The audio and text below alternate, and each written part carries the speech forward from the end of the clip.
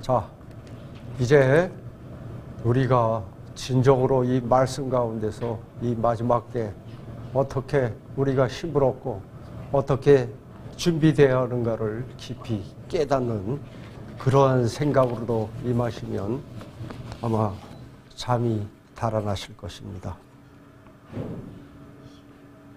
오늘 이 시간에는 우리가 성서의 중요성과 역사에 대해서 한번 먼저 살펴보고 이 성서 진리에 대해서 한번 알고자 합니다. 창세기 3장 21절에는 여호와 하나님이 아담과 그 아내를 위하여 가죽옷을 지어 입히시니라. 이 사실에서 이미 인간의 구속을 위한 희생 제도가 에덴 동산에서 우리가 타락한 직후에 벌써 이미 시작했다는 것을 우리는 알게 되는 것입니다.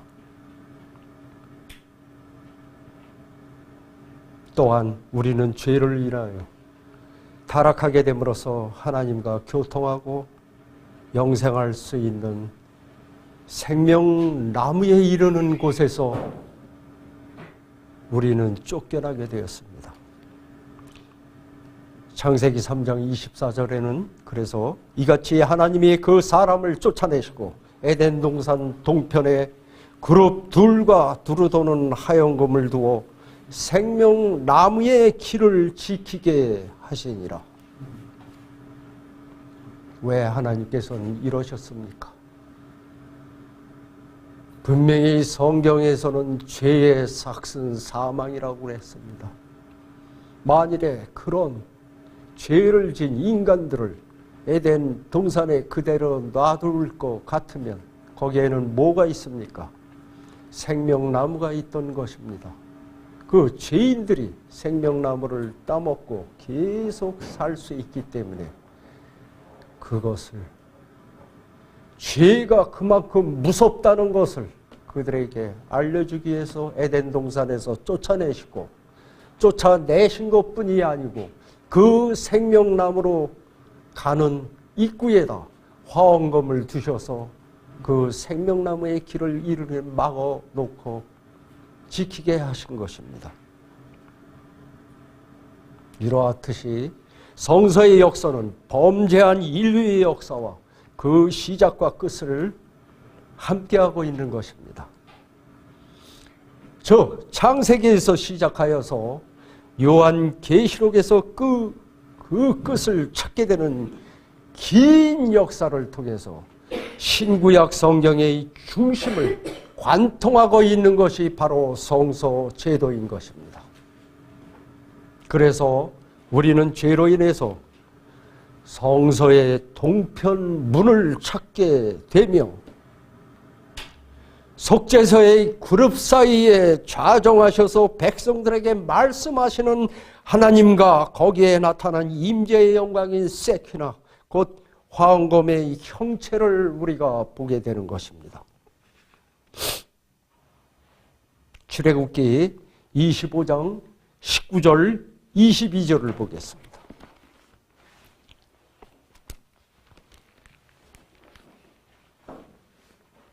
19절에서 22절입니다. 한 그룹은 이 끝에 한 그룹은 저 끝에 곧 속죄서 두 끝에 속죄서와 한 동이로 연하게 할지며 그룹들은 그 날개를 높이 펴서 그 날개로 속죄서를 덮으며 그 얼굴을 서로 대하여 속죄서를 향하게 하고 속죄서를 궤 위에 얹고 내가 내게 줄 증거판을 궤 속에 넣으라. 거기서 내가 너와 만나고 속죄서 위 곧 증거궤 위에 있는 두 그룹 사이에서 내가 이스라엘 자손을 위하여 내게 명할 모든 일을 내게 이르리라. 이 무슨 말씀입니까? 지성소 안에 법궤 위 뚜껑 위에 좌정하고 계신 그 정금으로 된 뚜껑 위에는 무엇이 있습니까? 속죄서가 있으며 즉 시온자라고도 부릅니다. 양옆에는 뭐가 있습니까?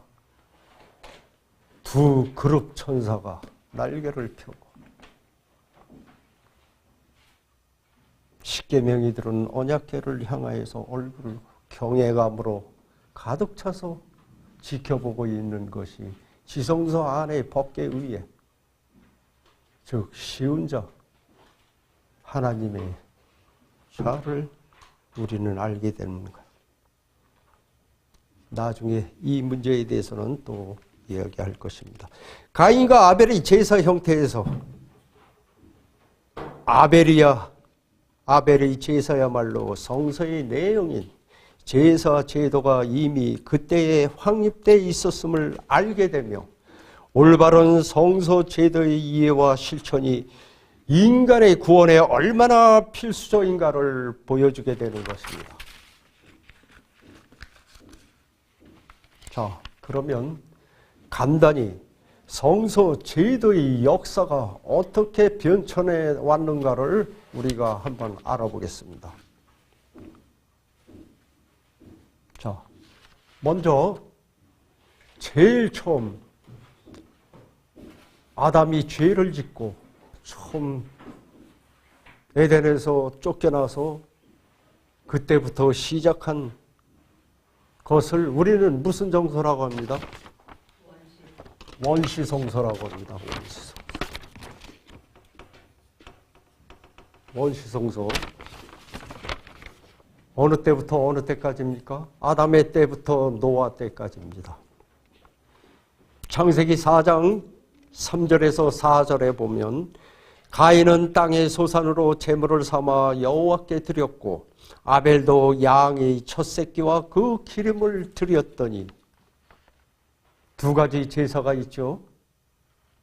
그 두 가지 제사 중에서 어떤 것은 하나님께서 간합하시고 어떤 것은 거절하셨는지 여러분은 잘 아실 겁니다.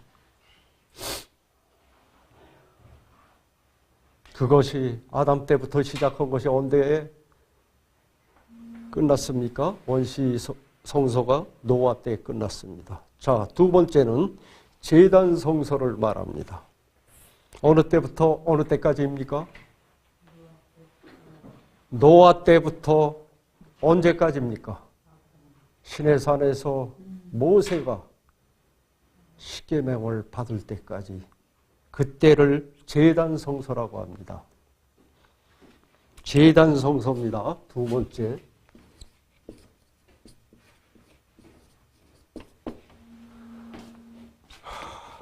창세기 8장 20절을 보겠습니다.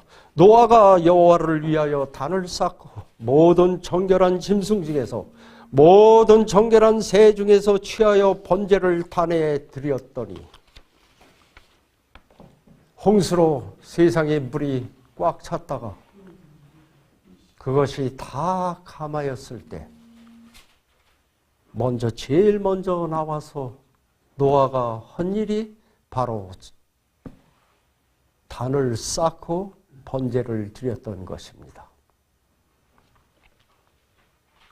이렇게 해서 시작된 제단 성서가 모세 때까지 이어져 온 것입니다. 다음에는 무슨 시대입니까?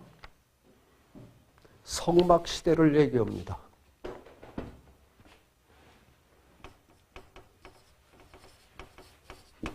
성막 시대입니다. 모세가 시내산에서 하나님께 지시를 받아 그 식양과 모양대로 이 지상에 만든 것이 성막입니다. 출애굽기, 그것이 언제까지입니까? 솔로몬 때까지입니다. 물론 솔로몬 전에 솔로몬 아버지인 다윗이 솔로몬을 건설하려고 했지만 하나님께서는 왜 그에게는 거절했습니까?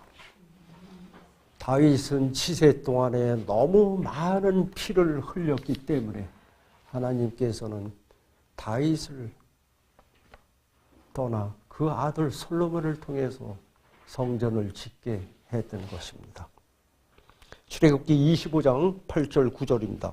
내가 그들 중에 거할 성소를 그들을 시켜 나를 위하여 짓되 무릇 내가 보이는 장막 그의 식양과 그 기구의 식양을 따라 지을지라. 성막 시대입니다. 성막시대요. 자, 다음은 언제입니까? 성전 성소입니다. 이젠 광야에서 옮길 때마다 걷어서 또 옮긴 자리에서 또 짓는 것이 아니고 한 곳에 영원히 신정으로 건축 모양을 그대로 만들어서 지은 것이 이제 성전 시대입니다. 성전 성소 시대. 언제부터 언제까지입니까? 솔로몬 때부터 예수님 십자가 죽음까지, 혹은 예루살렘의 멸망까지를 얘기하기도 합니다. 열왕기상 6장 38절에 보면 솔로몬 왕 제4년 12월 여호와의 전 기초를 쌓았고 제11년 곧 8월에 그 설계와 식양대로 전이 다 필력되었으니 솔로몬이 전을 건축한 기간 동안이 7년이었더라. 다시 신약에 와서는 성전을 어떻게 표현하는지 보십시다. 마태복음 27장 50절 51절입니다. 예수께서 다시 한번 큰 소리를 지르시고 숨을 거두셨다. 바로 그때에 성전 휘장이 위에서 아래까지는 두 포기로 찢어지고 땅이 흔들리며 바위가 갈라지고, 공동 번역에 기록된 것입니다. 이것은 무엇을 얘기하십니까?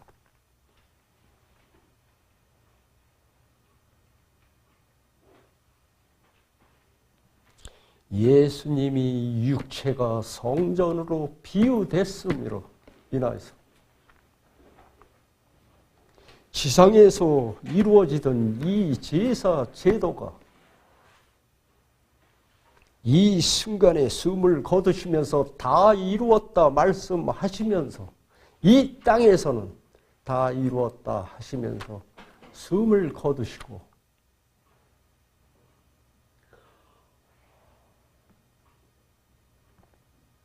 즉 무교절인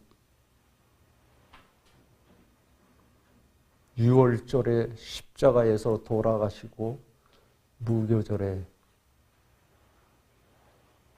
하나님께서 창조의 기념물로 제정하신 안식일에 쉬시고 요제절에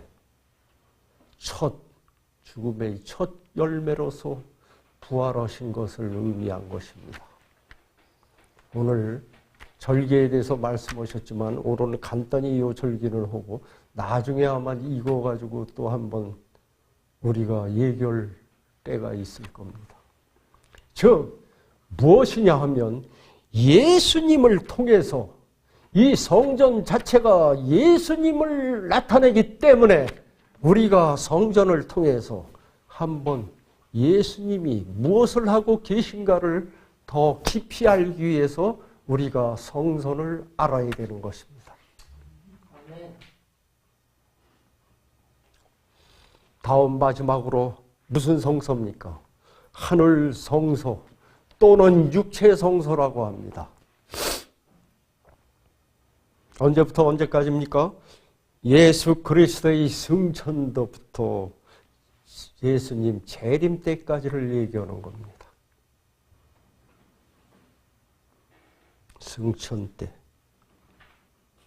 또한 오순절을 계기로 해서 시작된 것이 하늘 성소라고도 합니다.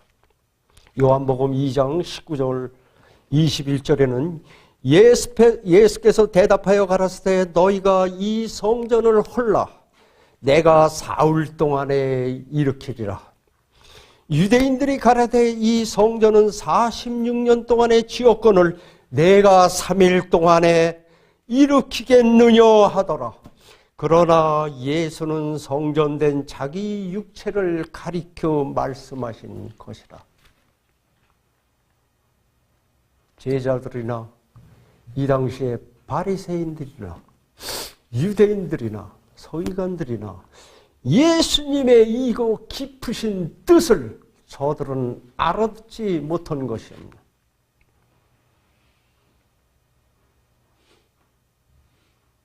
예수님이 이렇게 말씀하셨을 때 그들은 비웃었던 것입니다. 그래서 고린도전서 3장 16절, 6장 19절을 계속해서 보겠습니다. 너희가 하나님의 성전인 것과 하나님의 성령이 너희 안에 거하시는 것을 알지 못하느뇨. 너희 몸은 너희가 하나님께로부터 받은 바 너희 가운데 계신 성령의 전인 줄을 알지 못하느뇨. 지금 성전은 어디에 있다고 말씀하십니까? 내 안에, 내 몸이 성전인 것입니다. 출애굽기에는 분명히 성전을 왜 지라고 하나님께 모세에게 말씀하셨어요. 너희 중 안에 거하기 위해서 성전을 지라고 그러시지 않았습니까? 그렇듯이 지금 이 시대에는 우리 안에 성전을, 제단을 쌓음으로써 하나님께서 여기에 내 안에 와서 거시겠다는 것입니다. 그러나 지금 우리 안에 성전을 지을 만한 공간이 있습니까? 없습니까? 이거는 수없이 얘기는 했지만 언제나 우리가 다시 되돌아보고 살펴봐야 할 것입니다. 저 역시도 마찬가지입니다. 범죄 즉시 시작된 성서 제대의 형태가 어떻게 주어지고 발전해 왔는지를 우리는 이 시간에 간단하게 살펴보았습니다. 그러면 성소 제도가 왜 중요한 것인가를 한번 더 깊이 다시 한번 알아보겠습니다. 성경은 성소 제도의 역사를 해도 과언이 아닙니다.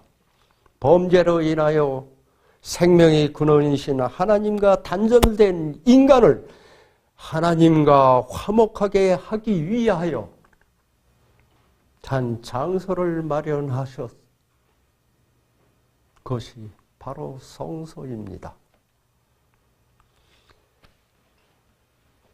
하나님께서 그들 중 안에 거하시며 친히 제정하신 제사장의 봉사와 희생제도, 그리고 그곳에서 구속의 내용과 과정을 황연히 설명하고 있기 때문입니다.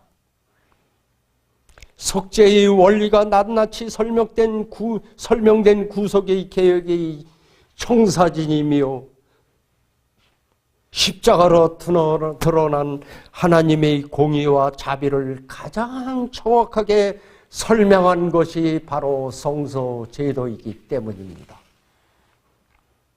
그러면 시대를 통해서 이어져 온 성소는 지금 이 시대에는 과연 원형은 어디에 있는가? 그 답을 신약 성경에서 찾게 되는 것입니다. 오전 시간에 저희들이 가끔 히브리서가 쓰게 된 역사와 배경에 대해서 배웠습니다. 히브리서 8장 5절을 보겠습니다.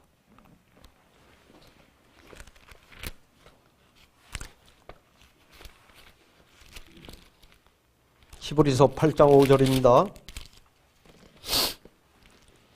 저희가 섬기는 것은 하늘에 있는 것의 모형과 그림자라. 모세가 장막을 지으려 할 때 지시하심을 얻은과 같으니 가라사대 산과 모든 것을 산에서 내게 보이던 본을 쫓아 지으라 하셨느니라.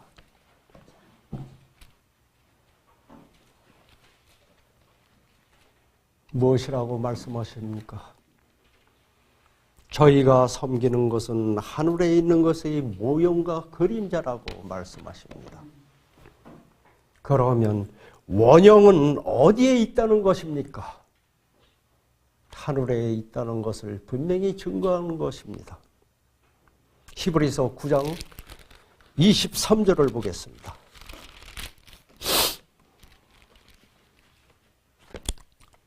23절입니다.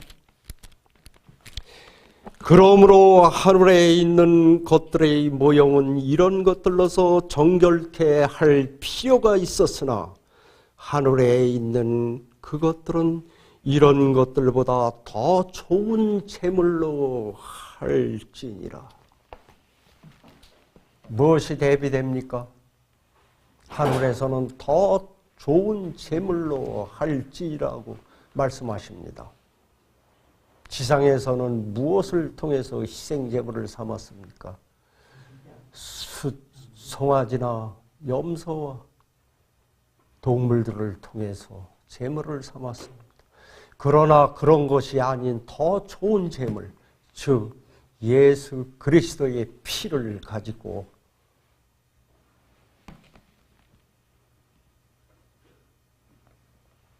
우리의 죄를 속죄하시겠다는 것입니다. 그래서 지상 성소는 하늘에 있는 모형이며 하늘 성소를 이해하는데 가장 확실하고 가까운 방편이 바로 지상 성막 성소에 대한 것입니다. 여러분께 쉽게 이해가 될지는 모르겠습니다만 한 예를 들겠습니다. 우리 현대인들은 지금 대부분 어디에서 거주하고 있습니까? 대부분 아파트에서 거주하시는 분들이 굉장히 많으실 것입니다. 그러나 우리가 그 아파트, 새로 지어지는 아파트를 볼 때에 그것을 구입하자가 할 때에 먼저 무엇을 보고 아파트를 알게 됩니까? 먼저 그 아파트의 설계도와 그리고 설계도에 의해서 지어진 모델 하우스를 통해서 우리는 그 아파트가 앞으로 어떻게 지어질 것인가를 우리는 알게 되는 것입니다. 그와 똑같이 하나님께서는 인간이 이 지상 성막을 통해서 하늘의 원형을 미리 보여주시고 그곳에서의 제사장들과 대제사장들이 봉사하는 것을 통해서 아론의 계통으로서 제사장이 되지 않으신 멜기세덱의 반차를 쫓아, 즉 멜기세덱의 직분을 가지고 하늘 성소에서 마지막으로 봉사하시는 예수님이 이 성소 레위기서와 출애굽기에 기록된 것과 히브리서를 같이 연결해서 볼 때는 지금 하늘에서 봉사하시고 계시는 예수 그리스도, 즉 우리의 왕이시며 대제사장의 봉사를 정확히 이해하고 알게 되는 것입니다. 그랬을 때에 우리가 지금 이 시대에 이미 전 시간에도 배웠지만 1844년 10월 22일 실망 후에 예수님께서는 그때 성교를 정결케 한다고 하셨는데 무슨 일을 하러 들어가셨습니까?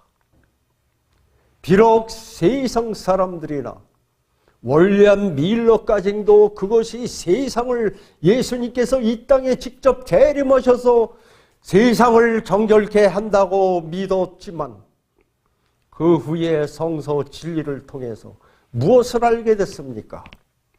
그것은 세상을 정결케 해서 오시는 것이 아니고 하늘 지성소 마지막 최후의 봉사를 하시고 들어가신 것을 우리에게 알려주신 것입니다.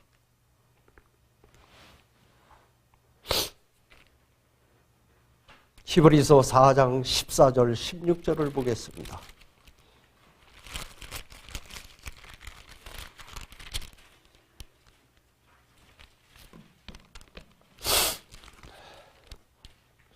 그러므로 우리에게 큰 대제사장이 있으니 승천하신 자 곧 하나님 아들 예수시라.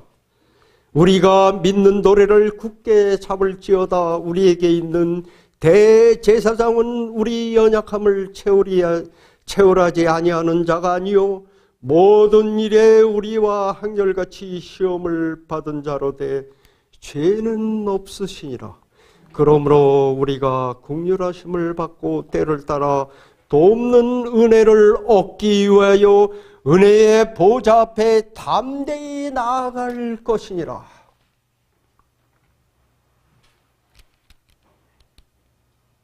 대제사장께서 지금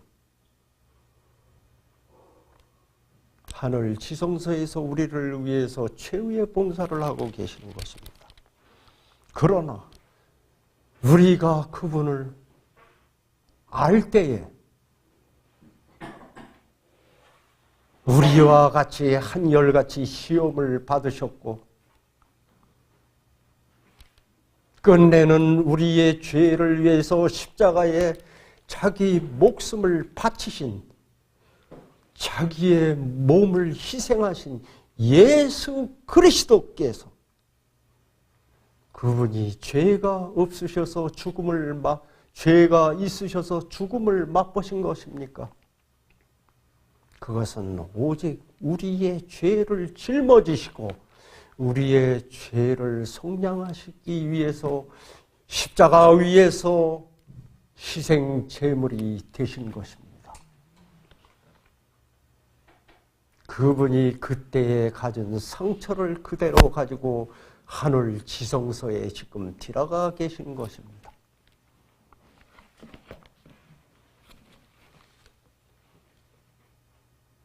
그래서 예수님이 가장 사랑받던 제자 요한은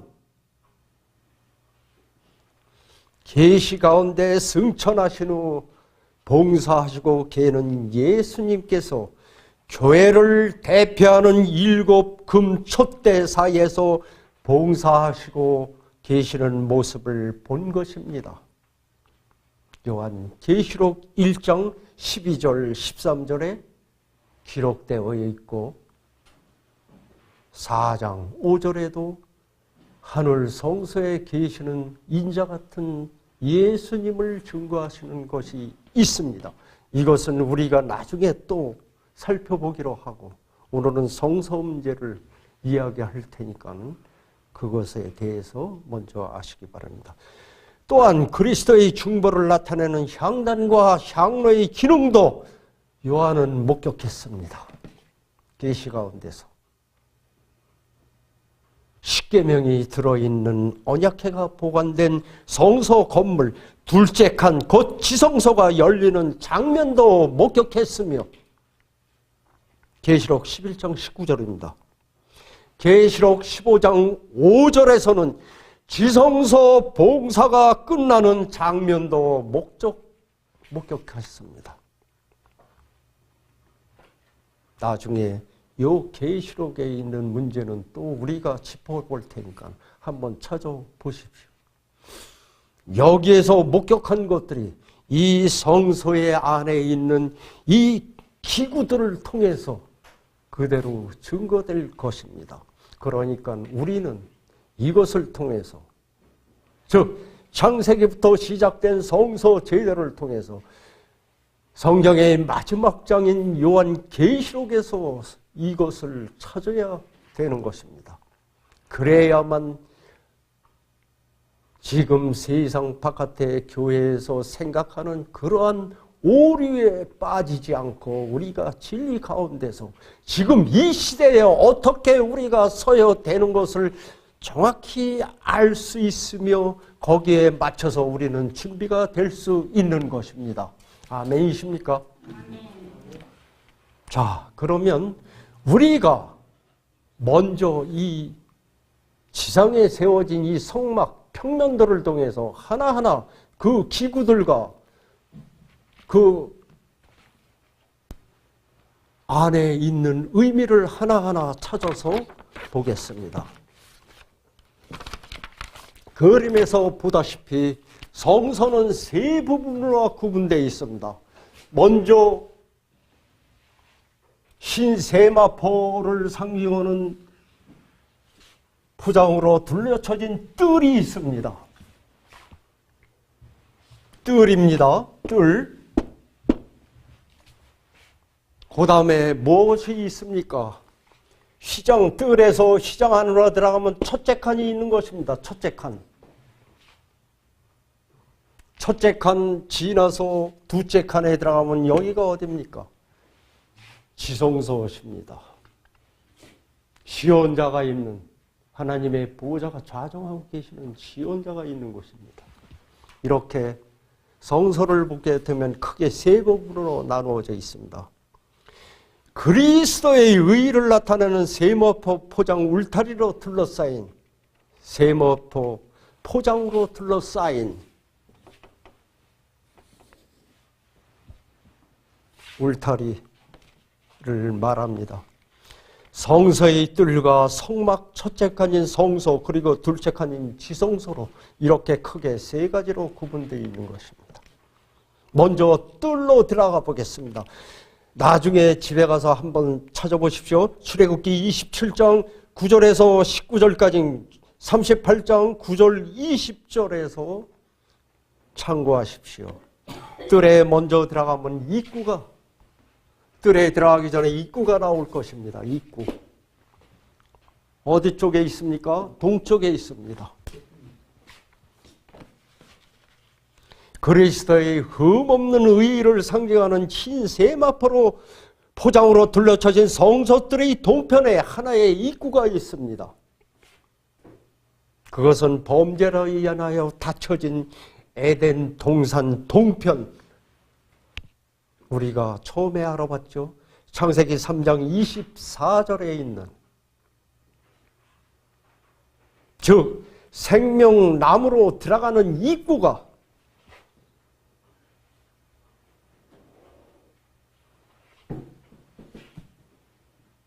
그 문이 닫혀진 것이 이제 성소를 통해서 열렸다는 것을 우리에게 보여주는 것입니다.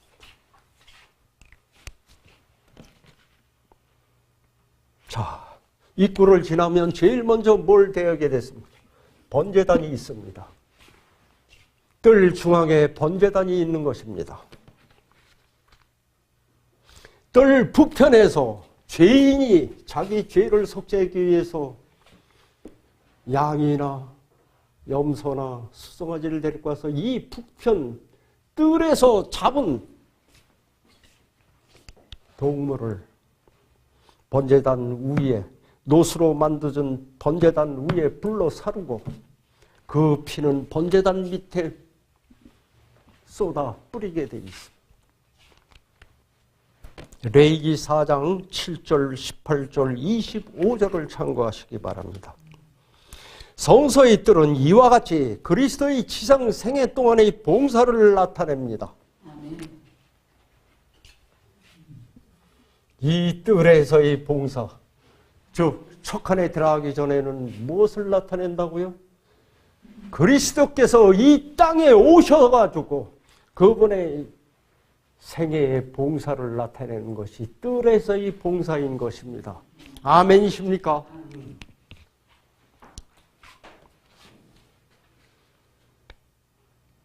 번제단이 상징하는 것은 무엇입니까? 그러면 그것이 바로 십자가입니다. 십자가 위에서, 레위기서에서 보면 이 위에 나무를, 번제단 위에 쌓은 나무가 벌려놓은 것을 계속 기록한 것이 있을 겁니다.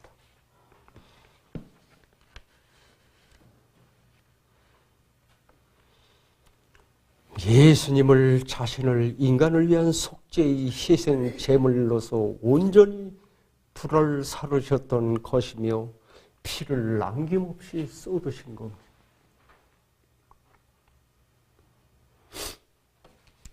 그 다음에는 또 뜰에 뭐가 있습니까?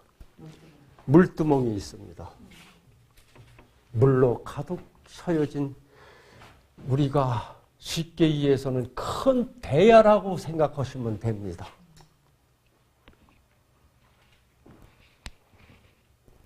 희막 건물의 첫째 칸과 그 사이 시장 앞에 바로 놓여진 노수로 만든 물두멍이 있습니다. 희막에 들어갈 때나 제단에 봉사하기 위해서는 제사장들은 수족을 씻어 정결케 해야 했던 것입니다. 먼저 이 당시에 이곳에서 봉사하는 대제사장이나 제사장들은 죄가 있었습니까? 없었습니까? 이들도 죄가 있었던 것입니다. 나중에 알아보겠습니다. 그래서 대속죄일 때도 먼저 그 특별한 의식을 하기 전에 무엇을 했는지 여러분은 아십니까? 대제사장 숫송아지를 끌고 와서 먼저 자기의 죄를 속죄함을 받은 것입니다.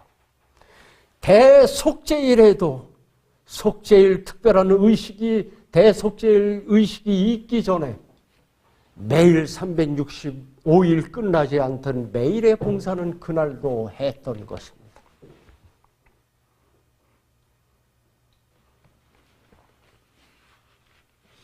물두멍에 대해서는 출애굽기 30장 17절에서 21절을 참조하시기 바랍니다.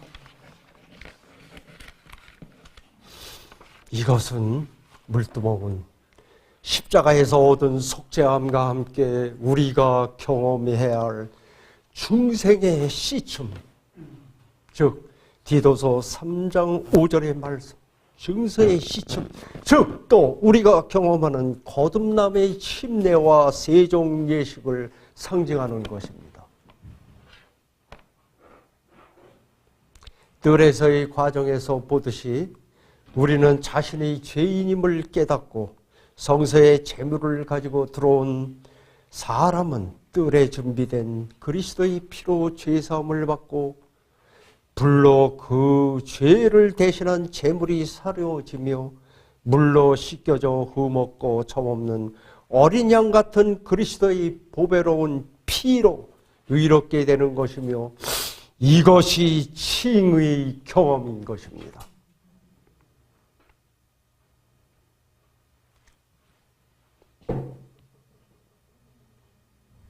십자가로 말미암는 구원에 있는 것입니다. 그러나 우리가 이 칭의로서 뜰에서 머물러서 거기서 끝나는 사람들이 얼마나 많습니까? 또한 그렇게 생각하는 사람들이 얼마나 많습니까? 우리는 최종적으로 어디까지 나가야 됩니까? 하나님의 보좌 앞까지 담대히 나가야 되는 것입니다.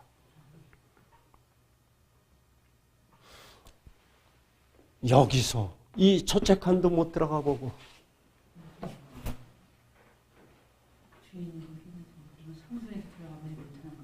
그렇게만 생각하고 그것이 다 믿는 건 줄 알아 끝나는 줄 알고 있는 사람들이 우리 안에도 얼마나 많이 있습니까?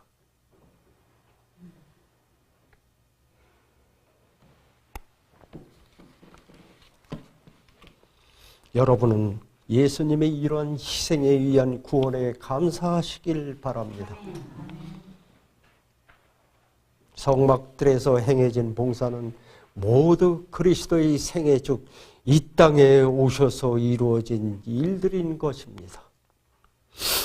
번제단이 뜰의 중심에 있었듯이 예수 그리스도의 지상 생애의 중심에는 번제단으로 상징된 그리스도의 십자가인 것입니다.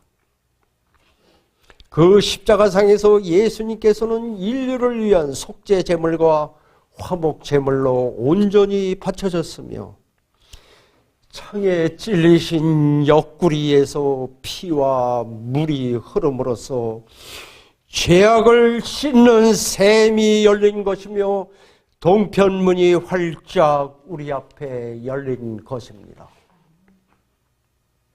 스가랴서 13장 1절을 보겠습니다.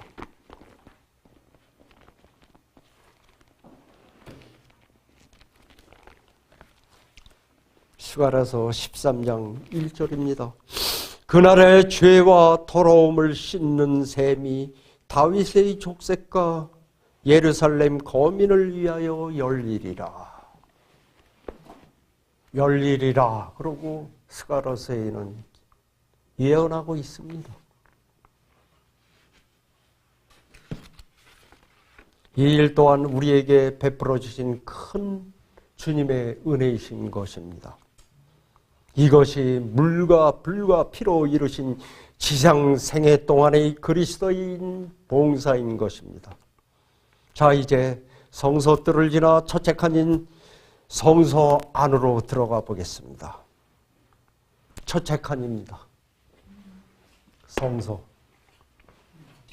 성소 건물 첫째 칸에 들어가면 왼쪽에 뭐가 있습니까? 들어가면 왼쪽, 즉 남쪽에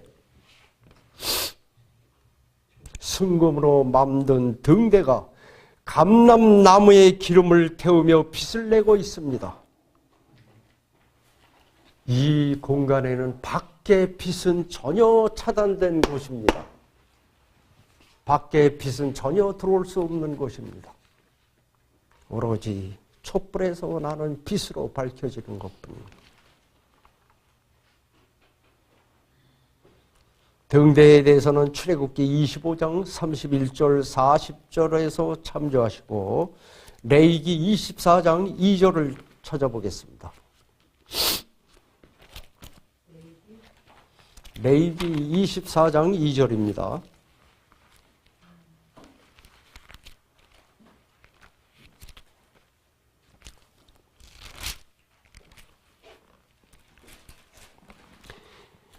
이스라엘 자손에게 명하여 감람을 찧어낸 순결한 기름을 켜기 위하여 내게로 가져오게 하고 끊이지 말고 등잔불을 켤지며.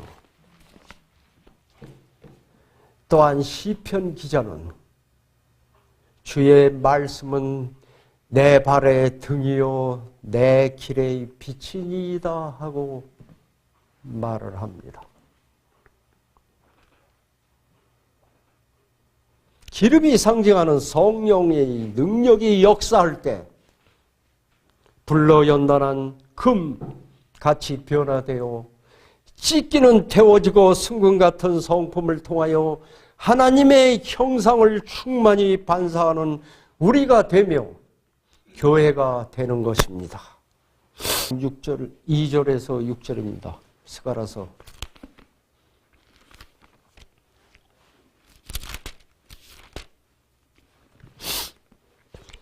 그가 내게 묻되 내가 무엇을 보느냐? 내가 대답하되 내가 보니 순금 등대가 있는데 그 꼭대기에 주발 같은 것이 있고 또 그 등대에 7 등잔이 있으며 그 등대 꼭대기 등잔에는 7간이 있고 그 등대 곁에 2 감람나무가 있는데 하나는 주발 우편에 있고 하나는 그 좌편에 있나이다 하고 내게 말하는 천사에게 물어가라되 내 주여 이것들이 무엇이니까? 내게 말하는 천사가 대답하여 가라되 내가 이것들이 무엇인지 알지 못하느냐? 내가 대답하되 내 주여 내가 알지 못하나이다. 그가 내게 일러 가라되 여호와께서 스룹바벨에게 하신 말씀이 이러하니라. 만군의 여호와께서 말씀하시되 이는 힘으로 되지 아니하며 능으로 되지 아니하고 오직 나의 신으로 되느니라. 마태복음 5장 14절에 16절을 보겠습니다.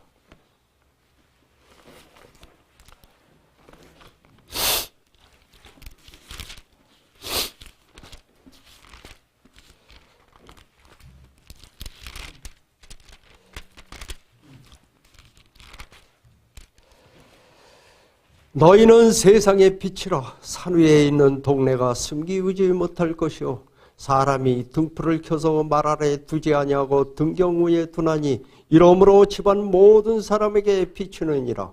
이같이 너희 빛을 사람 앞에 비추게 하여 저희로 너희 착한 행실을 보고 하늘에 계신 너희 아버지께 영광을 돌리게 하라. 등대에 대해서는 우리가 쉽게 이런 식으로 조금만 얘기를 하시면 되겠습니다.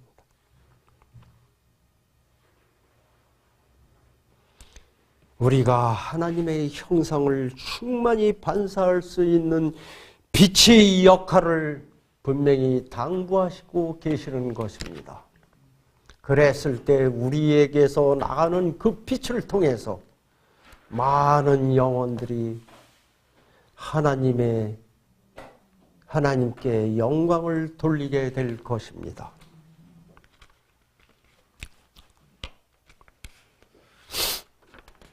다음에는 떡상입니다. 떡상입니다. 첫째 칸 오른편, 즉 북쪽으로 생명의 떡, 곧 사람이 이 떡을 먹으면 영생하게 되는 그리스도의 몸을 나타내는 12개의 누룩 없는 빵을 6개씩 두 줄로 진설병상에 놓여 있습니다.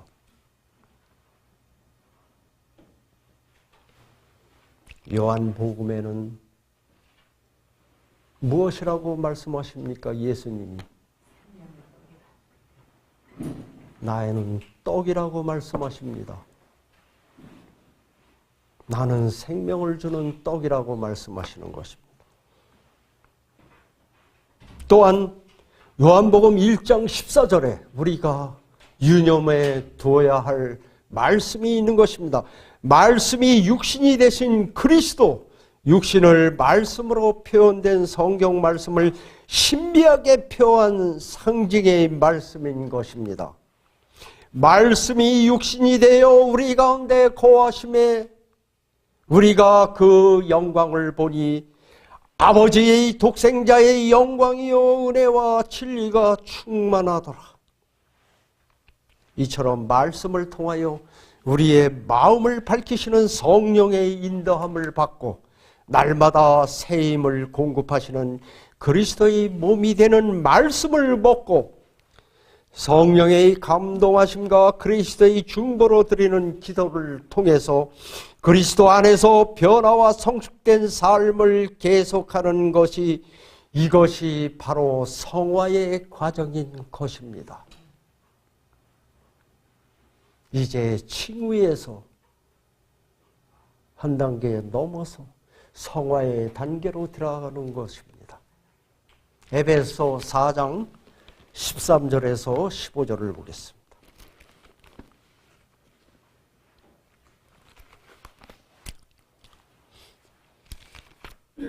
에베소 4장 13절에서 15절입니다. 우리가 하나님의 아들을 믿는 것과 아는 일에 하나가 되어 온전한 사람을 이루어 그리스도의 장성한 분량이 충만한 데까지 이르리니 이는 우리가 이제부터 어린아이가 되지 아니하여 사람의 쾌술과 간사한 유혹에 빠져 모든 교훈의 유혹 풍조에 밀려 요동치 않게 하려 함이라.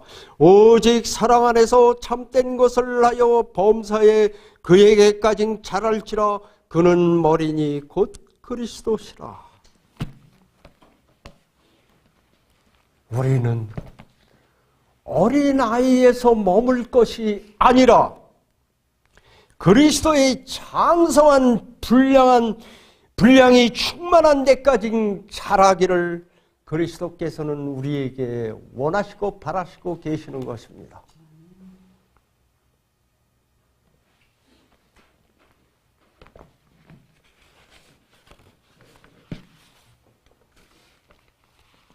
베드로후서 3장 18절에는 어느 때까지 그러기를 바라신다고 그랬습니까? 우리가 영광에 이를 때까지 멈추어야 됩니까? 지금? 우리가 영광에 이를 때까지. 우리는 지금까지 첫째 칸 성서에서의 봉사는 그리스도의 승천하신 후부터 시작된 그리스도의 하늘 성서에서의 봉사를 나타냄을 성서 진리를 통해서 배웠습니다.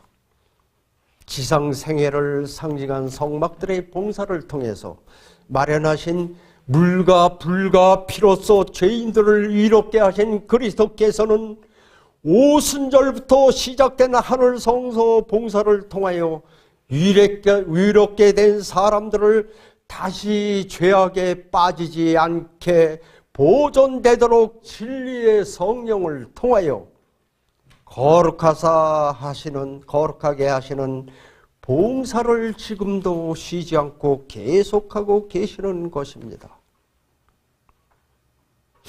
성화에 필요한 하나님의 말씀과 기도와 그리스도의 중보가 모두 처책칸에 차려진 등대와 떡상과 향단의 상징으로 적절히 표현되어 있는 것입니다. 이것이 개인의 경험인과 동시에 구속사의 과정인 것입니다. 실제로 사도 요한은 1세기 말 계시록 1장 12절 13절에 기록한 대로 계시 가운데 목격한 것을 우리가 조금 전에 봤습니다.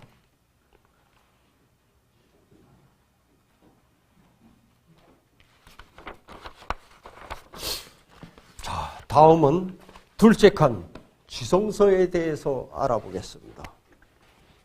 첫째 칸에서 지나면 지성서입니다. 언약궤 둘째 칸인 지성소 중앙에는 십계명과 두 덜비가 보관된 언약궤라 부르는 법궤가 있습니다.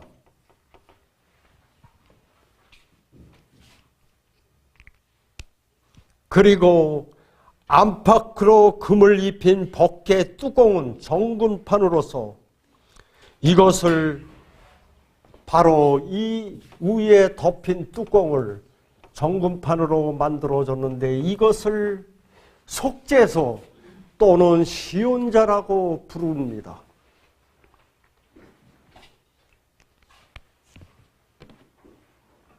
그 속죄소 시온자 뚜껑인 속죄소의 금판에 붙여 양편에서 날개를 마주 대하여 펼친 두 그룹 천사가 하나님의 율법의 얼굴을 향하여 지극히 경외심을 나타내고 있는 것입니다.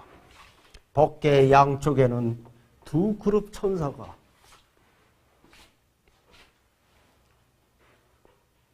얼굴을 율법을 향하여 지극히 경외심을 나타내고 있는 것을 보게 됩니다.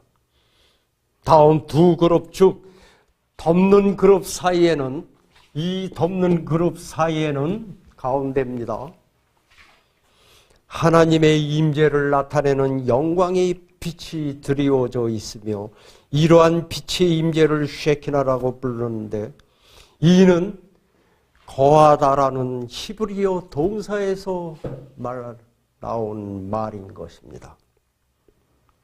이것은 하나님께서 십계명이 간직된 언약궤 뚜껑이에 마주하고 서 있는 그룹 사이에 좌정하신 분으로 우리에게 말씀 알려주시고 계신 것입니다. 그래서 시편 기자는 80편 1절과 99편 1절에 그 모습을 얘기하고 있습니다. 나중에 시간 있으면 찾아보십시오. 다음에 또 무엇이 있습니까? 아까 제가 참말로 잘못 써서 그랬는데 분향단에 대해 첫째 칸에 있는 이 분향단에 대해서 제가 빠뜨렸습니다. 자, 첫째 칸 서쪽 휘장 앞, 즉 지성소 바로 앞에는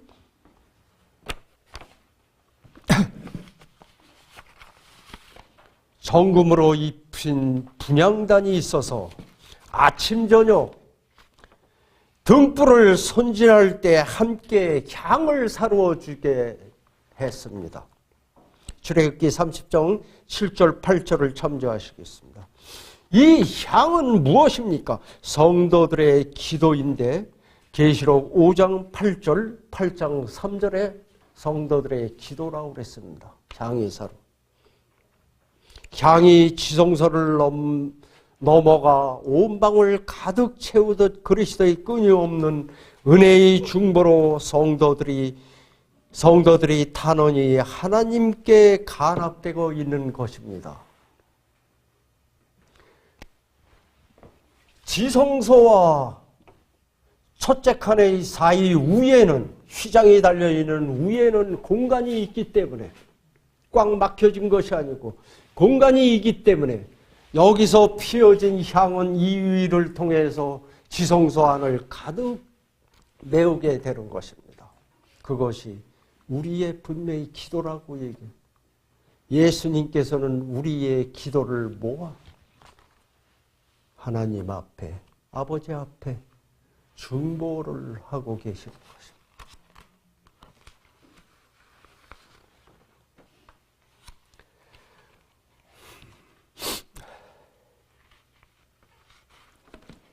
다음은 율법 위에 차려진 하나님의 보좌는 즉 속죄소, 시온자를 말합니다. 공의만을 드러내고 있는 것이 아닙니다. 대속죄일의 특별한 의식을 통해서 속죄소 위와 속죄소 앞에 레위기 16장 15절을 참조하십시오. 그리스도의 피로 상징하는 희생제물의 피가 뿌려질 때 그것은 죄를 사하는 속죄소가 되고 구속의 은혜를 베푸시는 시온자가 되는 것입니다. 출애굽기 25장 22절을 보겠습니다.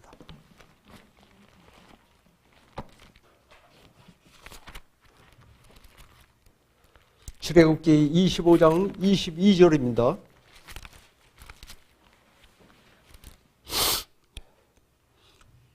거기서 내가 너와 만나고 속죄소 위 곧 증거회 위에 있는 두 그룹 사이에서 내가 이스라엘 자손을 위하여 내게 명할 모든 일을 내게 이루리라.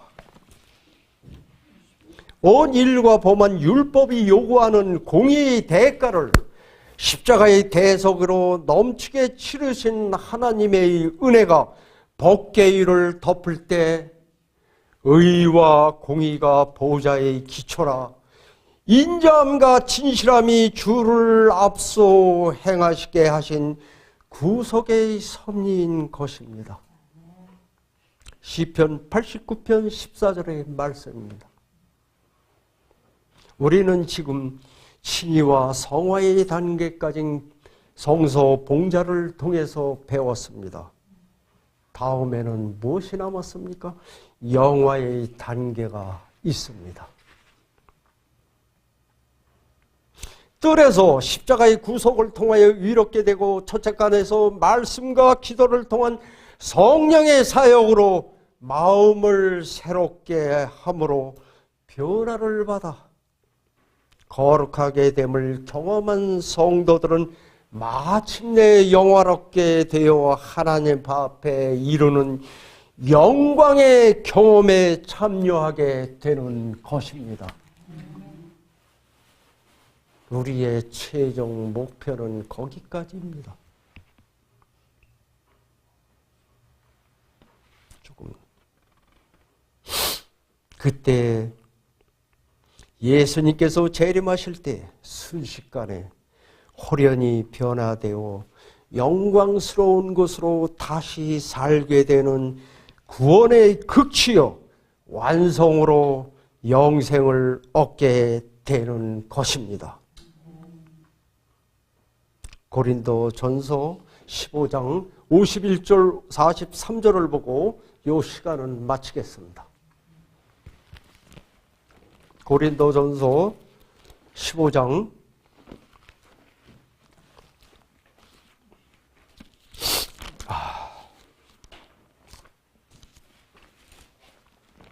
51절 보라 내가 너희에게 비밀을 말하노니 우리가 다 잠잘 것이 아니요 마지막 나팔의 순식간에 호련히 다 변화하리니 43절입니다. 욕된 것으로 심고 영광스러운 것으로 다시 살며 약한 것으로 심고 강한 것으로 다시 살며 우리가 마지막 때 이렇게 호련히 이렇게 변화된다고 하는 것입니다. 뒤에 조금 더 증거할 것이 있는데 시간이 다 됐다고 자꾸 그러셔가지고 오늘은 요걸 다 마치겠습니다. 기도하겠습니다. 하늘에 계신 아버지 하나님 감사드리옵나이다. 오늘 이 성서 진리를 통해서 지금 이 시간에도 쉬지 않고 저희들을 위하여 하늘 지성소에서 우리의 왕이시며 멜기세덱의 반차를 쫓아 봉사하고 계시는 예수님의 그 봉사에 대해서 감사드리옵나이다. 아버지 하나님, 그 은혜의 시기, 즉 봉사의 시기가 끝나고 나오실 때 그 전에 저희들을 정결케 하는 일에 동참하게 하시고 저희들 준비될 수 있는 백성이 되게 아버지 하나님 저희들 도우시고 인도하여 주시올 것을 바라오며 우리 구주 예수 이름으로 간절히 기도드리옵나이다. 아멘.